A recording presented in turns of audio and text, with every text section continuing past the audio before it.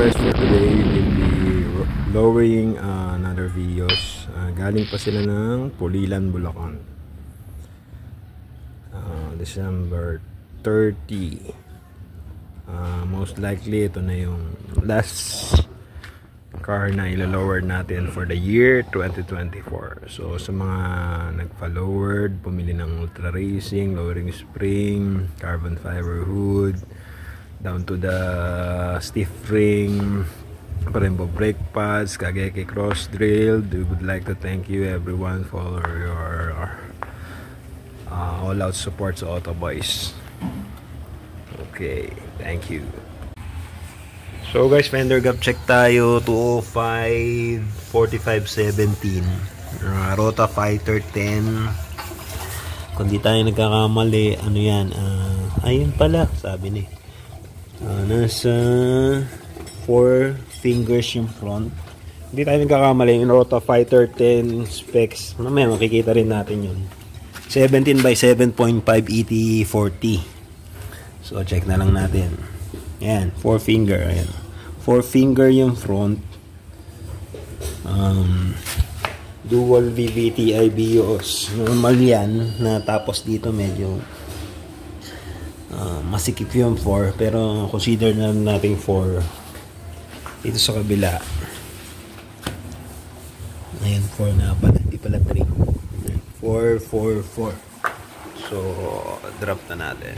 So, tama tayo guys, no? 17 by 7.5 ET40 Rota Fighter. Tapos, yung gantong modelo, wala nang kalagay na Rota engrave. Sticker lang doon sa loob ng barrel.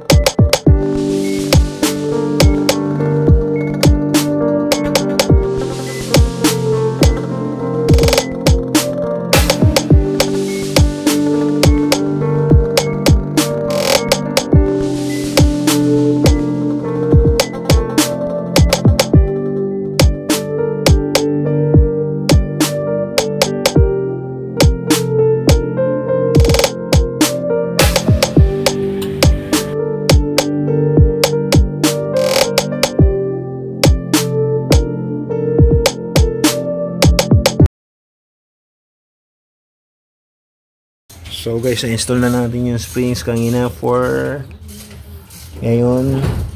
Luwag yung 1 pero tingin ko 1.5. Oo. Luwag pa yung 1.5. Dito halos 2. Pantay naman. Luwag yung halos 2 dito Ayan. Pantay siya. Pantay ang drop niya. Front and rear 1.5 to 2. Oo! Baka mas maganda pa. Tara po, thank you po. Thank you, ingat. Pagka may tropa. Sige, sige. Dami-damihan mo pagka pupunta ka para sulit ng punta mo. Ingat ha.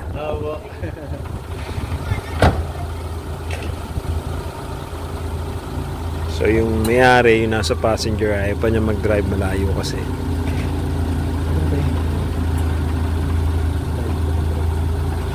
Nahiya. Hindi, wala daw tulog. Puro gising.